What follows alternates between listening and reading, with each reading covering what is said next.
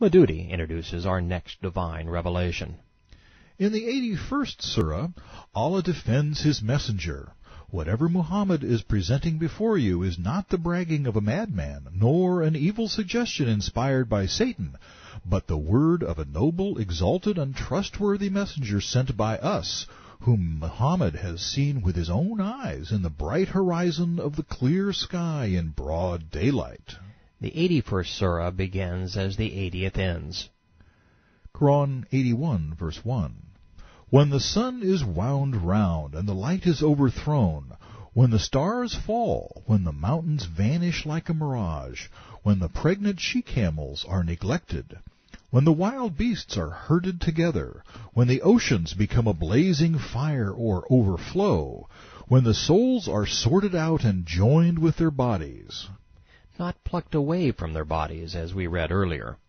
When the female buried alive is questioned for what crime she was killed. We remain mired in the prophet's favorite subject, the day of doom. Quran 81, verse 10. When the pages are laid open, when the heaven is stripped off and torn away, when the hell fire is lighted and the blazing fire is kindled to fierce heat, when the garden of bliss is brought near, then every person will know what he has brought. Sorry, Islam, but you can't have it both ways. Allah can't predestine men, as He did in the previous surah, and then say that their fate is based upon their deeds. This is an irreconcilable contradiction.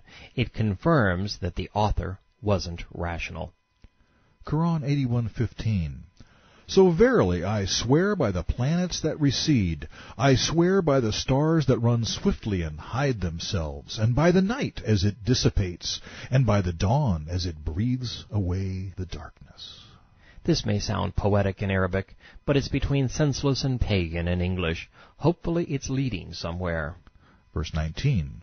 Verily this is the word, the Quran, brought by a most honorable messenger imbued with power, the Lord of the throne, mighty one to be obeyed. We have reached the core of Islam, the seed from which the religion emerged. Muhammad proclaims, I am honorable, I am imbued with power, I am a mighty man, I am one to be obeyed, I am Lord of the throne. I'm the authority, kissin' cousin to God. Loving, caring, compassionate, and wise didn't make the prophet's list. But no matter, all of this, all of Islam is summarized in these words, I am the messenger imbued with power, the Lord of the throne, mighty, one to be obeyed. Quran 81, verse 22. And people, your comrade, is not one who is possessed, or one who has gone mad.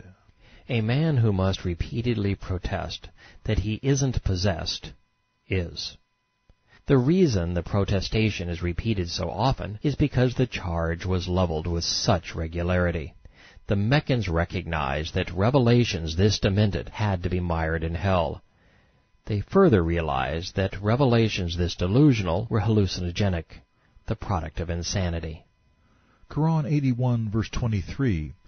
And without doubt he saw himself on the clear horizon. Some translations say he saw him, as in God, on the horizon. Others say Muhammad saw himself. They are equally true. In Islam, man created God in his image. Muhammad modeled Allah's persona. Madhudi's interpretation of this verse is consistent with Ali's translation. They claim Muhammad saw his Lord, as in Allah, but that's a problem because Aisha said, in Bukhari, whoever claims that the Prophet Muhammad saw his Lord is committing a great fault, for he only saw Gabriel in his genuine shape in which he was covering the horizon. The noble Quran translation agrees with the Hadith. It claims that it was Gabriel on the horizon, and it goes so far as to add the angel's name to the text. But surely the Islamic God isn't suggesting that Gabriel, a mere angel, is the Lord of the throne. So we are left with nothing but bad choices. The most direct reading has Muhammad saying these grandiose things about himself. As the list follows, the messenger. And it's senseless to promote an angel to the status of Lord, unless, of course, that angel is really Satan, whose life ambition is to be imbued with power, the Lord of the throne, mighty, one to be obeyed. Let's take this one step further. Bukhari. Masruk asked Aisha, O mother of the faithful, did Muhammad see his Lord? Aisha said, What you have said makes my hair stand on end. Know that if somebody tells you one of the following things, he is a liar. Whoever tells you that Muhammad saw his Lord is a liar.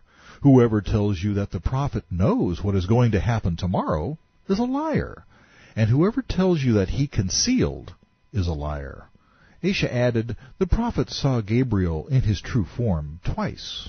So Muhammad lied when he said he was a prophet. What's more, if Muhammad only saw Gabriel twice, the Koran is 112 surahs too long.